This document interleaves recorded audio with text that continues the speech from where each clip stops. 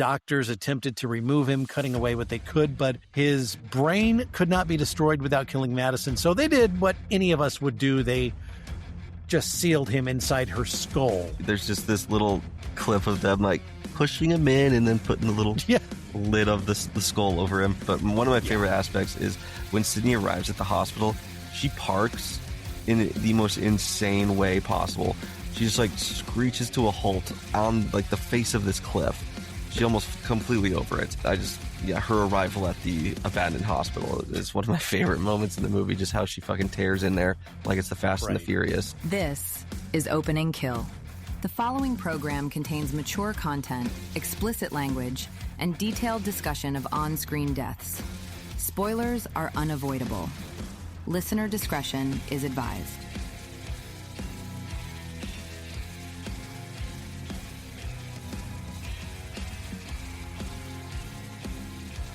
And welcome to Opening Kill, your favorite horror movie podcast. At least I hope we're your favorite. We are here with episode 66. My name is Michael Duran, fresh off a softball game in the rain. I am sweaty. And frankly, Brian, I know we used to record in the same room. I'm kind of glad I'm not in the same room with you right now because I am pretty stinky. So I want you to count your blessings tonight. I'm going to. Thank you. You bet. And I'm Brian O'Connor, Michael's less stinky co-host of Opening Kill. So welcome. It sounds like you are a little stuffed up. Yeah, I got some congestion, but at least I'm feeling the mind is sharp. Which The mind I could not is sharp. say about it a few days ago. So nose is not sharp, but the mind is good. Perfect. Well, you went and saw a movie that I want to go see, and you told me it totally freaked you out. Yeah, man. It's I saw the new Mummy, Lee Cronin's The Mummy, and yeah, this one freaked me out. I think because as a dad, I couldn't help but just like put myself in these people's like shoes, and it would be the most devastating situation ever. I felt so bad for this entire family, the entirety of the movie. They don't get any relief from the beginning of it till the end. It's just shit after shit after shit just piled on them. And at a certain point, like, you're just like, I just feel bad. Like, I'm not having fun, but it's freaking me out. And I do understand where a lot of the critiques are coming from with it, not the mummy aspect kind of, it's there, but it's not super prevalent, if that makes any sense. Like, It's there, but it's not like there's a mummy up and kind of walking around and shit like that. Right. It does feel like an Evil Dead movie. Oh, okay. Which, I mean, Lee Cronin did just direct Evil Dead Rise, so right. It fits right in there. But it's still, as a film, really good. I did enjoy the mummy aspects, even though I wish they were kind of a little bit more front and center. But overall, it's an excellent time. You gotta definitely check it out. Definitely. Did you see anything cool? It's on my list. You know, I saw something weird. This was my scare preview from January 28th. We talked about this then. It's called Honey Bunch. And it's a Shudder exclusive, very strange movie. I'm going to have to go back, I think, and watch it again. It's about this woman whose name is Diana. She wakes up from a coma with memory loss, and she and her husband seek experimental treatments at this remote facility. It's out in the middle of the woods, and they do all these procedures, and the more intense they get, the more their marriage is put to the test. Diana begins to question her husband's true motives. And the acting, I will say, is brilliant. Stars Jason Isaacs, who you may know as Lucius Malfoy from the Harry Potter films, and literally in like 170 other films in his career. The guy, he is amazing. I'll never forget, which was the movie with Mel Gibson, The Patriot. The Patriot. Yeah, he played the British general who was just ruthless. Anyway, he is in it. Grace Glowicki, she's a Canadian actress and filmmaker. She played Diana, the main character. and I can't remember the actor who played her husband, but the acting was sensational. The vibe is very, very eerie, and it's very 70s feel, a very big 70s feel to it. And it's kind of hard to follow. So I'm going to go back and watch it again, I think, just so I can try and make more sense of it. It was directed by Madeline Sims-Fewer and Dusty Mancinelli, who they're both Canadian directors, actors, and they've done a lot of co-directing in the past. So, but yeah, Honey Bunch. So interesting film. I'm not sure if I like it or not all the way. So I'll report back maybe if I get through it again. But I have many, many other movies to watch, so I don't know when this will happen. Yeah, if a movie requires repeated viewings to like it, I'm probably just not going to like the movie because there's so much to get to. There really is. So I don't know, but it just came out this year. All right, well, we've got a great movie to cover for you today. It is 2021's Malignant. So just the facts, directed by great horror director James Wan, written by Akela Cooper, who is best known for creating the Megan franchise with James Wan. It was released September 10th, 2021, 111 minutes long, rated R, filmed in Los Angeles, also filmed in Seattle for real, because all of the Seattle landmarks are well represented in this film. Stars Annabelle Wallis, Madison Hassan, George Young, and Nicole Brianna White. $40 million is what their budget was. It only made $35 million, so it lost $5 million, which was very surprising to me. Yeah. And its tagline, a new vision of terror. So I had just watched this movie, I think it was last year. I hadn't seen it in a while, and I had forgotten just how good, how solid this is for a horror film. It is, and it's got, I guess it's an acquired taste because there is quite a bit of criticism for it online and with people I've talked to that I think clearly just missed what it's going for. Like, this is not a serious movie. You can tell in the first minute what kind of movie this is going to be. And if you can't buy into it, I guess you're not going to enjoy it. But it's one that I have a hard time accepting criticism for. I'm like, I think you're just wrong if you don't like it. Like, this is just a fun movie, and James Wan just wanted to do something that just was it's a popcorn flick. It's a horror popcorn flick, and just fucking roll with it. Because if you do, you're gonna have a great time. Not just a good time. You're gonna have a great time because this movie is batshit crazy. If you've not seen it, it's about a woman named Madison who is paralyzed by shocking visions of grisly murders, and her torment worsens as she discovers that these waking dreams are, in fact, terrifying realities.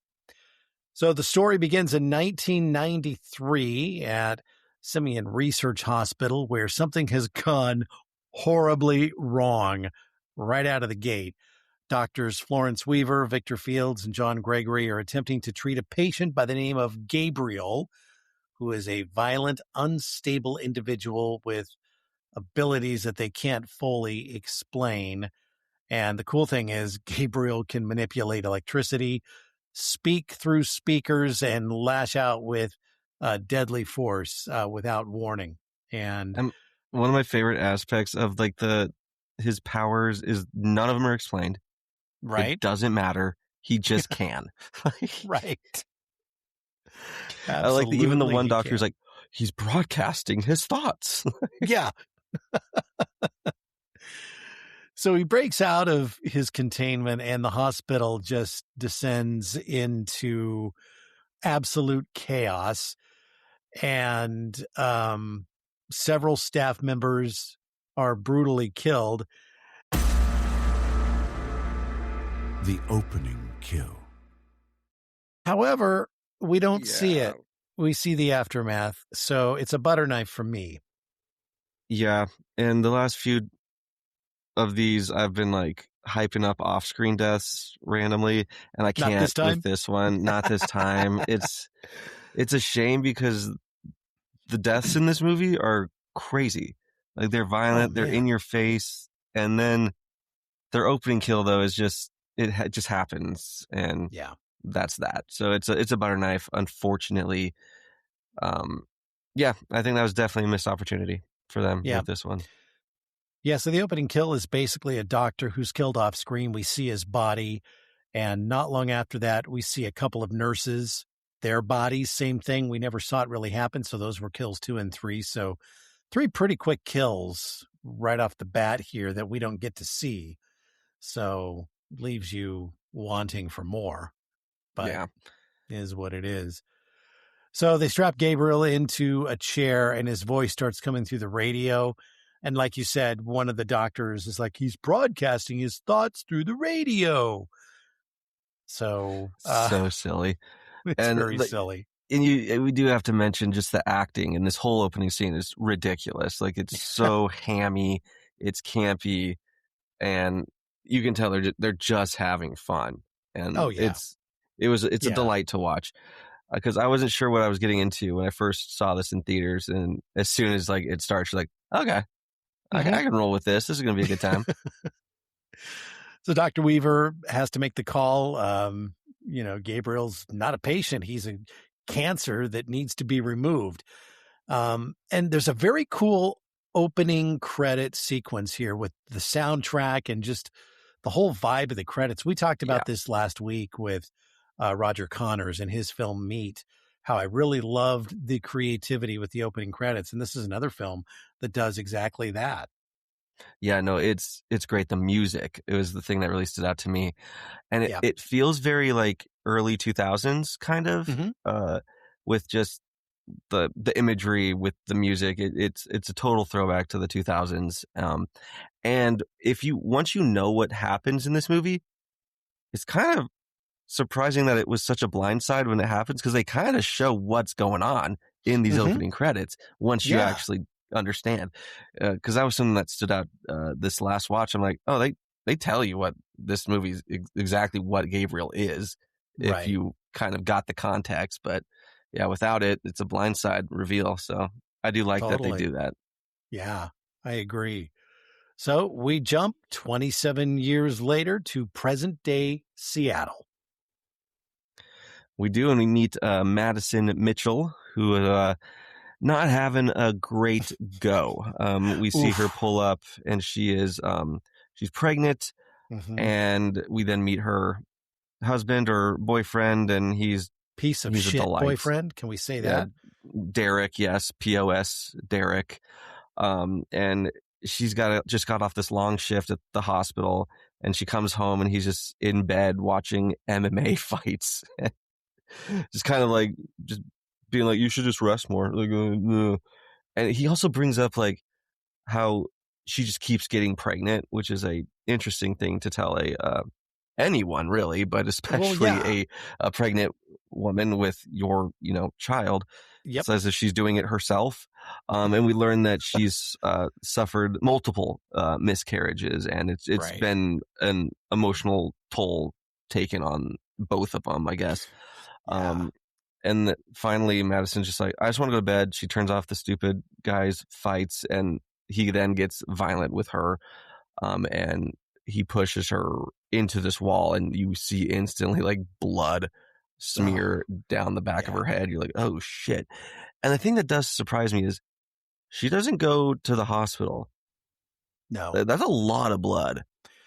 He slammed her head into that wall really hard. I mean, I even went, oh man, I feel that from here. It was violent. Yeah, it's violent. And she ends up locking him out. And so she's in the room now alone. And that night, she experiences like a nightmare, but isn't. It's very interesting. Derek kind of is up and about. The blender starts going off. He's walking around trying to figure out what's going on.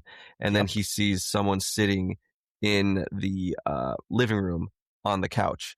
But when he turns the light on, that individual is gone. But you do see the couch cushion rise up again. So someone definitely was sitting there. And then Derek gets brutally murdered. So you don't feel too bad about this one.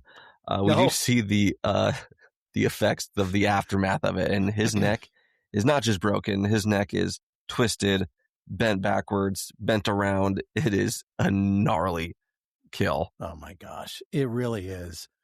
In fact, later there's a police detective who arrive later, and they actually make the comment that they've never seen anybody this twisted except in automobile accidents. So Yeah. it's pretty gnarly. Yeah, you see all the vertebrae. Yeah. So Madison wakes up and the vision hasn't ended. Derek's dead before she can react. She's attacked by an unseen intruder and knocked unconscious. And that's when the police show up.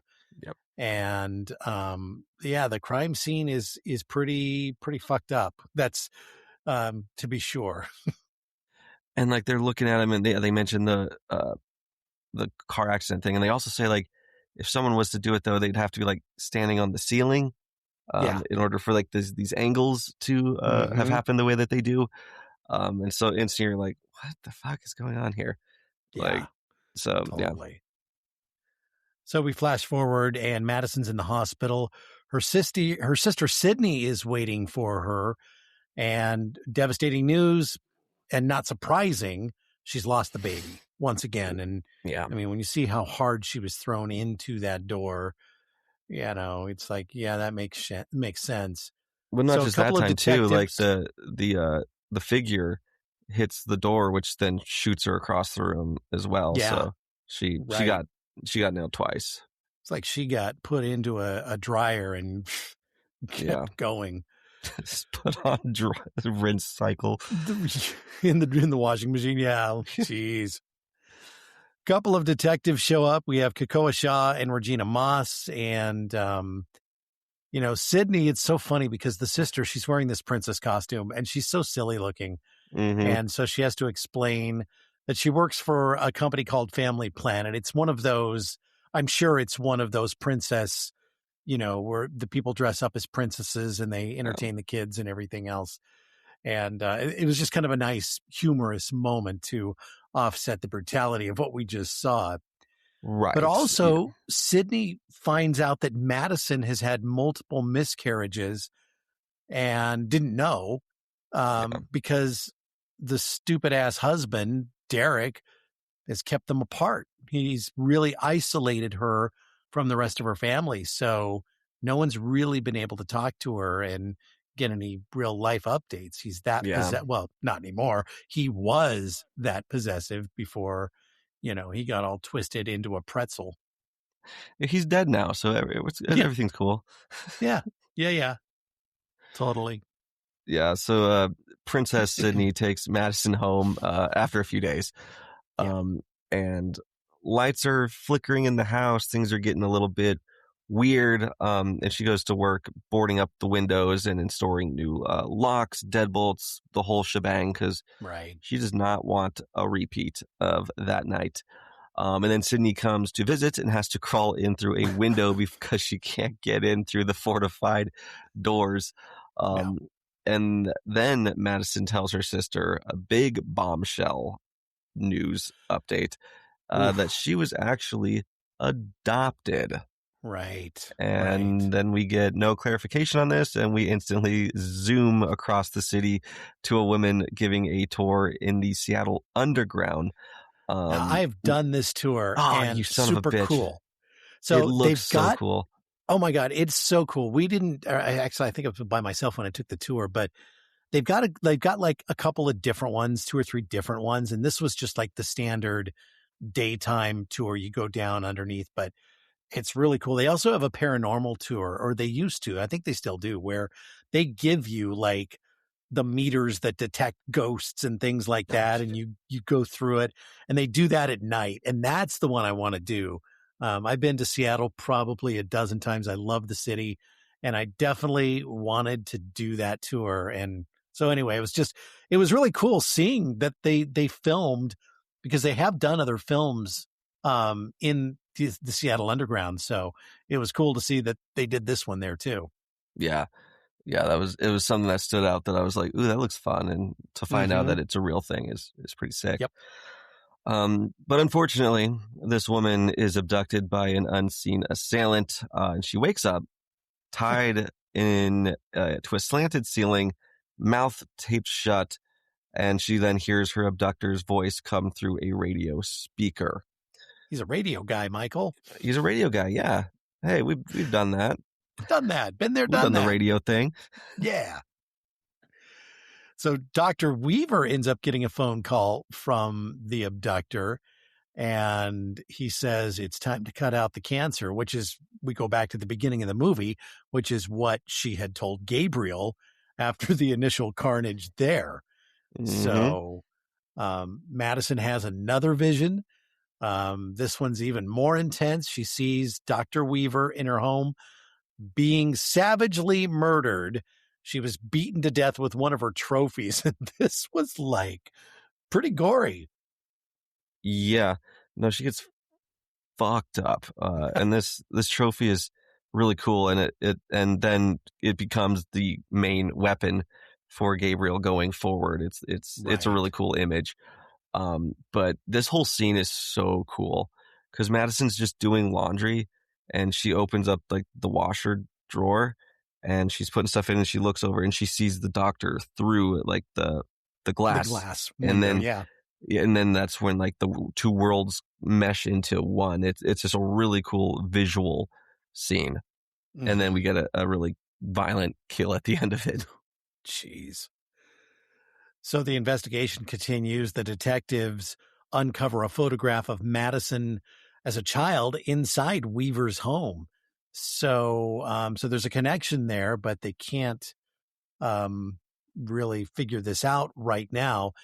And at the same time, Madison keeps having more visions, one tied to another murder, and that is Dr. Fields, who is stabbed repeatedly in the face. This one's crazy. And yeah, it's nuts. And this is another just cool fucking scene, man. Like she wakes up in bed and she just looks, she's seeing Dr. Fields in her bed. And then Gabriel creeps up from behind her and gets on top of Fields and just goes to town. But the visuals of these like worlds blending together kind of things, I love how they're done. It looks so cool. It really does. And each of these deaths kind of brings Madison closer to something that's buried deep in her past that she can't remember. So Princess Sydney takes her to the police station to talk to the detectives, and they start telling them this story. And they don't believe her, obviously, because who would? Right. It sounds absolutely batshit crazy. Mm-hmm. And so police end up going to Dr. Fields' house, and they find his body, and they immediately start to suspect Madison because she knows about these murders, and so it doesn't make it look real good for her. Yeah, and like every detail she gives it's confirmed once they find the bodies. So it's suspicious. It's definitely fishy for sure. And then so Madison also though is now just growing desperate, for answers. So she turns to her sister Sydney, and she reveals fragments of her childhood. Madison had an imaginary friend named Gabriel. And a presence that felt real to her at the time, and it was a very scary time for her as well. Right. And the killer, soon confirms it himself that when Gabriel contacts Madison directly, and he knows her. So that was pretty creepy. Yeah, Gabriel and Madison, they got a whole lot of history. What is that history? Bunch. We'll find out, but it's a lot. So they go home to see their mother, and they mention the name, or Madison mentions the name Gabriel, and you can just see their mom just like freezes. And her mom's in a wheelchair. She's got some health things going on. So, but so we immediately cut to them in the living room, and the mom pops in this videotape. It's from, I think it's from her 8th or 9th birthday party. Yeah. And she starts talking to an invisible friend that she refers to as Gabriel. And there are other videotape scenes with her in it as a child talking to him. And this whole thing was just it gave me the chills. Yeah. Because, he's definitely there. I mean, shit's creepy when kids are talking to things that aren't there. Like, that's always Mm-hmm. going to be a freaky thing. Uh, Definitely, yeah. and we got another freaky scene going up, another vision. Next up, we got John Gregory. Mm, He gets killed in the bathtub. This one is off screen. right, And Detective Shaw shows up right after the murder happens. He yeah, found videos of Dr. Weaver, Dr. Fields, and Dr. Gregory together, so that shows that they are all connected and have right. some sort of past that is tying everything together. Yep. And he tries to prevent the murder from happening, but is instead attacked by Gabriel, who is still on the scene. And this is where we get Mm-hmm. the best look at Gabriel and how he's Oh, moving. And it's backwards. Like, it's so weird looking. And right. Gabriel is quite the little acrobat. Like, Oh he is boy. jumping down fire escapes. He's flying all over the place. He's like a little monkey.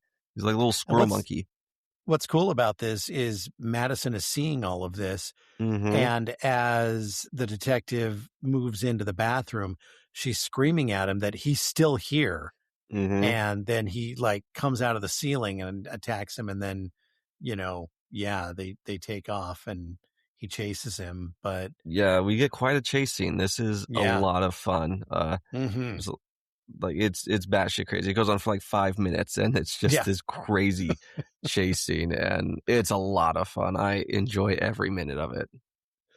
So the detectives go to Madison's house to let her know all three victims so far were actually doctors at the mental hospital she was at when she was a child. And a hypnosis session unlocks some more of Madison's memories that she's been just pushing down deep for all these years. Her Mm-hmm. real name is actually Emily May, and she remembers that Gabriel is not just a friend, but is something darker, someone that is trying to just physically and mentally control her, and Right. something that nearly caused harm before Sydney was even born. Like, she tried to, well, was at least told to kill her sister Sydney with this While she scene was in that's, the womb. yeah, this is crazy Yeah. scene. She's like, gets this knife and goes into the bedroom, um, into the parents' room, and she's standing over like the mom and talking about how she needs to kill Sydney, but she, I mean, obviously does not, but it's a very weird, upsetting scene for sure. Mm-hmm. Yeah. Yeah, because her mom wakes up and then Mm-hmm. Madison snaps out of it and screams and takes off running. But that's just crazy. And then Sydney's born and those memories disappeared. But now all of a sudden it's all starting to kind of come back. Yeah, because yeah, ever since she got her head hit, something's trying to get out of there. And this next scene is absolutely fucking crazy because so everyone's in the living room still, the Yep. cops, detective, the everyone, and we flash to the kidnapped woman from earlier, the Seattle Underground tour, and she actually escapes, but then immediately crashes through the floor, and then Yeah. it fucking shows that she was in the attic of Madison's house because she fucking crashes right into the living room, and I'm surprised she didn't die. I know, because that's a big drop. Dude, she fucking hits the ground hard. Yep. And surprise, it's actually Madison's birth mom, so that's why she got Right. kidnapped. God. So police arrest Madison because now they think she's I been keeping mean, this woman in her attic. And with all of the other murders, the deaths that are going on that Madison knows all the details of, they're like, okay, we know what's going on, but they actually don't understand what they're dealing with here because it certainly isn't Madison as we know Madison. no. We'll get to that twist here pretty soon, but so Sydney now decides she makes some connections, makes some phone calls, and returns to the now abandoned Simeon Research Hospital, which looks like Dracula's castle. The thing is like this huge, monstrous structure. And Yeah. she finds out the truth that Gabriel actually is real. He is Mm-hmm. Madison's parasitic twin. So a partially formed being that was once attached to her body Doctors attempted to remove him, cutting away what they could, but his brain could not be destroyed without killing Madison. So they did what any of us would do. They just sealed him inside her skull. Obviously. I do love, there's just this little clip of them like pushing him in and then putting the little lid of the skull over him. Right. It's a fucking ridiculous reveal, and I love every second of it. But one of my favorite aspects is when Sydney arrives at the hospital, she parks in the most insane way possible. She just like screeches to a halt on like the face of this cliff. She almost drives completely over it. And I just, her arrival at the abandoned hospital is one of my favorite moments in the movie, just how she fucking tears in there like it's the Fast and the Furious. So Madison is in this holding cell and surrounded by all of these unsavory cellmates. And she didn't do herself any favors because as they're putting her in the cell, she's screaming at the officer, proclaiming her innocence, and then she's at the door trying to, shaking the bars and just making a complete fool out of herself and drawing all the attention of the world to her. The other prisoners are looking at her like, all right, bitch, you're ours now. Yeah, they're very aggressive. They start one by one, start going after her, and they attack her. And then there's two of them that are on her, kicking the shit out of her. And something changes. Her body begins to move very unnaturally. She starts twisting and shifting as Gabriel takes control. And what follows is something out of Mortal Kombat, because literally it is a relentless massacre. Inmates are slaughtered in such a variety of ways. And I had to go back and watch this 2 or 3 times to get the right count, but we have kills 8 through 23 that happen in just a very short time. And the thing for me that really stuck out is that they're making all this noise. No jail guard appears until the very end of this. Any other jail, this would have been maybe not stopped because we're dealing with Gabriel, but at least there would have been an attempt. But so this poor jail guard shows up and Gabriel grabs him and then just starts bashing his head because he's not in the cell. He's right outside the door. Right. So he's bashing his head repeatedly into the bars of the door until he dies. And the prison guard is kill 24. But man, it's like crazy. It's so cool because they're all like just fish in a barrel. Because they're all just locked in this room. And so it's just one by one, completely just mangled and brutalized. It's a fun scene. And this is where the movie completely goes off the rails in a good way. Oh my God. But, when I saw the original kill count, I'm like, wow, I don't remember because I'd forgotten not necessarily the holding cell. I remembered that scene, but I had kind of forgotten what's coming up here because we're not done yet. So Gabriel escapes from the holding cell, and now the other police are showing up. The detectives are showing up. We go into the cops' locker room, and now we have 3 more cops that were killed off screen in the locker room. Kills 25, 26, and 27. Then he tears through the rest of the station. He's like the Tasmanian devil. I mean, he's just crazy. Going off. And we have a repeat of the holding cell. And now we have kills 28 through 40 freaking 5. So 17 kills here that happen in just the front office area of this precinct. And then he escapes. But again, it's like a variety of ways.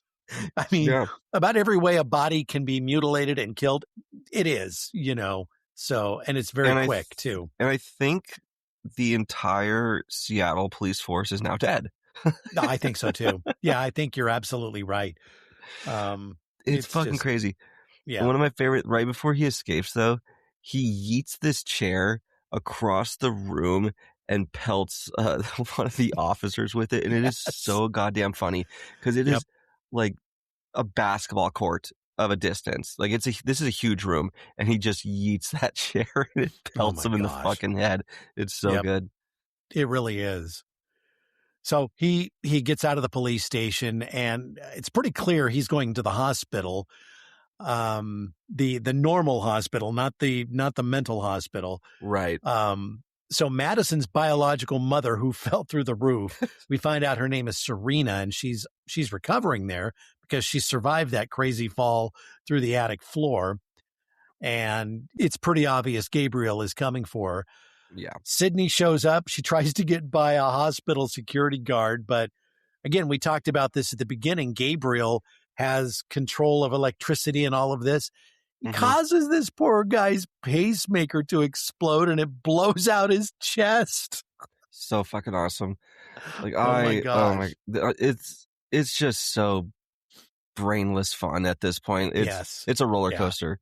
Yeah. And I remember when this happened in the theater, I was like, why not? Why not? Yeah. Why wouldn't this happen? So Sydney and Detective Shaw attempt to intervene, but Gabriel is able to overwhelm them.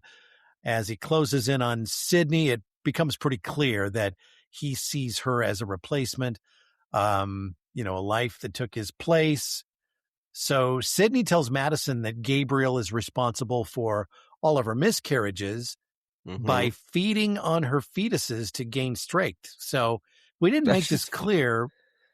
Gabriel is part of her. He's, he's still attached to the back of her brain. And so during the holding cell, you would see her face, and then she'd turn around and you would see his face on the back of her head.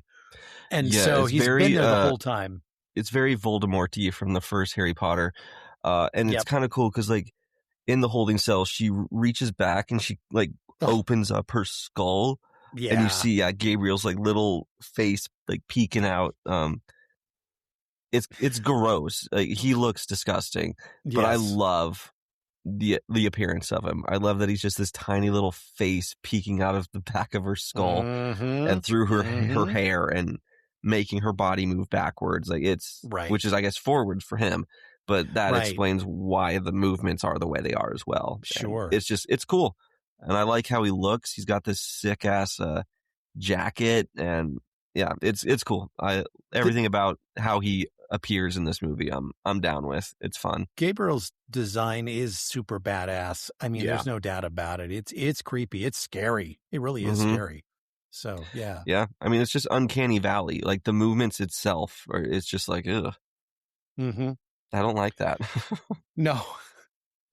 Like, if that was coming at me, I would shit my pants. Oh, yeah, I would be running. We'll get to that in our wrap-up segment. How screwed are we? Because I can already tell you the answer. I'll just say it now. I ain't getting out of this. I would be run down quickly. Yeah. I'll be in the fetal position crying. That's right. Sucking your thumb next to me. So Sydney and Madison's birth mother are attacked. They appear to die, but it turns out it's a hallucination because Madison is now fighting back.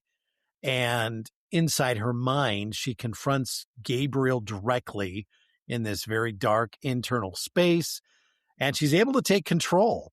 And she traps him and locks him away behind mental bars, if you will. So Gabriel isn't destroyed, but at least he's contained, because you really can't destroy him without destroying Madison. Exactly.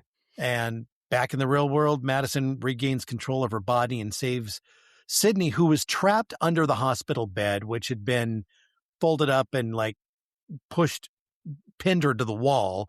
Yeah. And so because Madison has Gabriel's strength, she's able to actually lift this thing off of Sydney and save her. And then, like, we never really see the mother, Serena, again, but she's still alive. Yeah. And then all the violence stops as suddenly as it began. And in the aftermath, there's a very sweet moment there is. Between Madison and Sydney. Madison tells her that they may not share blood in the way she once believed, but they are still sisters and still family. So very touching moment between the two sisters after all of this carnage. But right before we go to the credits, we still get one more little thing, and it's, you hear the faint electrical hum, reminder that Gabriel's still hanging around. He's just locked away, but he's still there waiting. So, yeah. Yeah, and that's the credits. How the fuck haven't we got a sequel to this? Well, that's what I'm wondering, too. I was just thinking that there was no sequel, and that maybe because it didn't make the money, didn't make its budget back. I don't know, but maybe. It just seems like it's developed a cult following now. Yeah. And, I feel like it'd do I don't know. better. And there's so much you can do with this. Like, yeah, it's crazy. And my other thought was like, how is she not going to go to jail? Yeah. Because maybe that would be the sequel, the court case, because this would be the fucking craziest court case. It's like, oh my gosh. Yeah, it was her, but like, she's got this little guy living in her head. So it wasn't really her. Right. I don't know. Yeah, that would get messy very quickly. Yes, definitely. Well, the final kill count, a very impressive 46 bodies that pile up in this movie. So I had forgotten how many were killed off in this thing. Oh, yeah. Favorite character for me was Madison. Yeah, I think that's fair. And she's been through a lot. She's resilient. She's also the killer in some weird way. So there's a lot going on with her. There really is. There really is. It's not every day you get a final girl with a parasitic, psychopathic twin in her brain. Like, that's just awesome. Wouldn't it have been funny, though, if, like, when she finally turns around and we see him in the back of her head, he just breaks down into, like, show tunes and he's, like, singing. That'd be, like, awesome, right? He's doing jazz hands with his little weird-ass arms. We didn't really talk about it. Like, when you see him before he gets cut out, he is the weirdest looking thing on her body. It is insane. He's got these tiny little T-Rex arms, and he looks like that's what it is. T-Rex arms. Mm-hmm. That's exactly. I was trying to figure out a good way to describe it, and you just nailed it. Yeah, they are. Yes. And that's kind of how Gabriel looks too. Look. Yeah, that's what he does, and he makes that face too. Yeah, totally. Yeah, I should be Gabriel for Halloween. We should do we need to do a glue myself to the back of your head. Well, no, here's what we would have to do. I was just going to say, you're going to have to like strap yourself to my back, and I'd have to like haul your ass around all over. That'd be fun. Tell Hannah we have our Halloween plans. Right. Could need a lot of duct tape to get me attached to. God, no shit. But no, it's so fucking funny. I love everything about this movie. And I refuse to be told it's a shitty movie. I just refuse. No, I do too. Yeah, those people are wrong, and we don't need to waste time with their nonsense. That's right. So with 46 kills, this was tough to pick a favorite because there's some pretty brutal ones. I mean, there was one in the holding cell where, one of the prisoners, she gets her head stomped. I always love a good head stomp. Me too. But I think I'm going with the very final kill, the poor hospital security guard whose pacemaker blows out through his chest, because that's not something you see every day. And it was pretty insanely good. It's a great kill. It's kind of like a comedy moment as well. Like just how it's played off. It's fun. It's a great little, it's a cool moment. And you get like the little explosion from within. Right. I do think I'm going to have to go with the second doctor killed, the one in the bed, because you just get all this, you just feel the impact and you see the impact of these knife blows directly to the face. And it's a very brutal kill with some great practical effects. Right. So I'm going to go with that one as my favorite. Cool. Favorite scene, I think, is going to be the holding cell sequence of kills. I mean, it's yeah. And can we just like lump that entire police station together? So it's like from the holding cell to the hotel, like not the hotel, the police precinct, just everything that happens in that building is the best. It's like, I don't know, like 30, 40 kills, at least 40 kills just in that sequence by itself. It's kind of like a John Wick movie. Like, it's crazy. Like, you see, like, just the athleticism of Gabriel and just dodging every bullet somehow. And it's just fun. It's like the Matrix mixed with John Wick. Oh, no kidding. Right? That's fun. Yeah, how screwed are we? No chance. No chance against Gabriel. No, it's pretty ruthless. I surrender immediately here. That's the thing. I wouldn't even try to fight. I'd just be like, "You got me." Yep, you got me. Make it quick, please. Well, he does that a lot. He does that. That's the thing. That's the thing. He's kind of like, I mean, I hate to say, he's kind of like at least nice about it. Yeah, he doesn't torture. He's not a torturer. No, he doesn't. He just dispatches his victims quickly and easily, and that's that. Yep.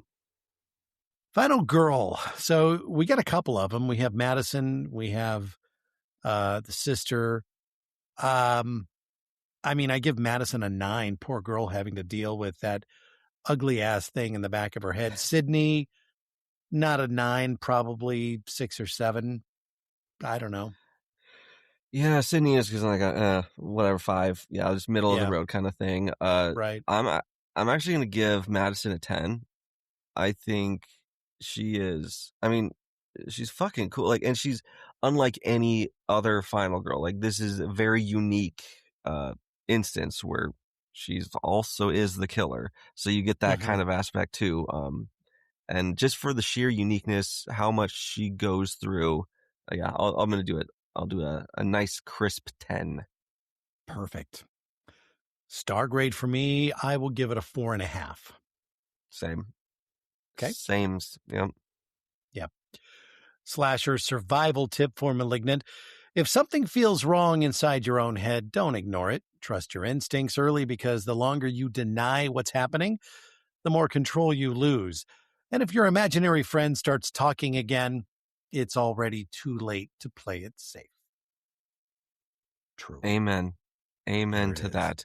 And your wording there made me remember, we never talked about like some of the music throughout this is they use the Pixies song Where's My Mind multiple times, but it's like this cool, like industrial, like kind of version of it. It's so fucking cool. I think the music in this is criminally underrated. It's really, really cool stuff here. So I actually brought up the soundtrack on Spotify, and I'm jamming out to it in my car now, when I'm driving around or whatever. The music just struck me from the very beginning. The opening song through the credits. Yeah, it's a brilliant soundtrack. Mm-hmm. Totally. Want to shout out to our friend Courtney, host and creator of the Jaunty Haunts podcast, who is a good friend of the show and also has been a guest, and we've been a guest on her podcast as well. But for 30 years, she kept a secret that she can see ghosts. She can indeed. She's got a shit ton of stories dealing with ghosts, demons, you name it. She's kind of come across it. And if she hasn't come across it, she brings on guests who have. So you get a ton of cool stories that really is going to whet any appetite you have for the paranormal. Like, she's covering it all. It's a lot of fun. Fantastic show. If you have not listened to Jaunty Haunts and you're a fan of paranormal stuff, you're doing yourself a disservice. Check the show out today. Absolutely. Everywhere you get podcasts. Jaunty Haunts with our friend Courtney. The Scare Preview. All right, Scare Preview time. And this is where we tell you about some upcoming movies that we are kind of excited about. Mine is an Eli Roth film coming out later this year called Ice Cream Man. I am so excited for this one. Oh, have you seen the poster for this? I saw the teaser trailer too. It looks cool. Oh my God. So the poster is a little child's hand holding a bloody ice cream cone. This is absolutely amazing. So it was written and directed by Eli Roth. Karen Klitsch is in this from Thanksgiving, Saw 6, and just a ton of other movies.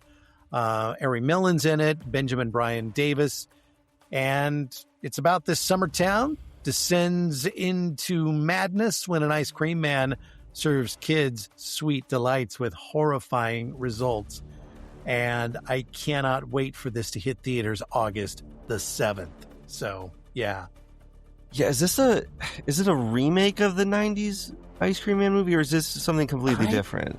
I think it's it looks an different. original. It does look different. I think it's original. Well, he wrote it. So, yeah, I mean, he did write it. So, which doesn't mean anything necessarily. But, no, I think I haven't seen anywhere in any of the material that I went through that this was a remake. So I think it's an original. Yeah. Nice. Like, it looks original. Like, even if it is technically a remake, it's definitely its own thing.